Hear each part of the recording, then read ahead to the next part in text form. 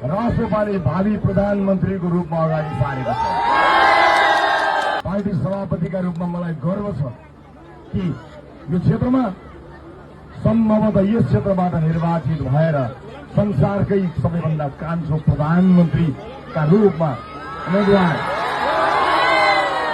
बालेन्द्र शाह निर्वाचित भएर जानुहुनेछ।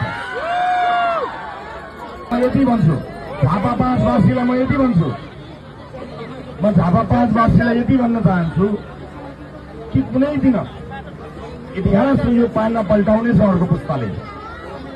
21 गतेको यो चुनावको नतिजा यसलाई कुनै दिन यो देशको इतिहासमा एउटा पुस्ताले पल्टाउनेछ। इतिहासको यो पाना पल्टिँदा, यो पाना पल्टिँदाखेरि तपाईँ गर्वका साथ भन्न सक्नुहोस् कि झापा 5 मा इतिहास बदल्न मैले पनि मतदान गरेको छु,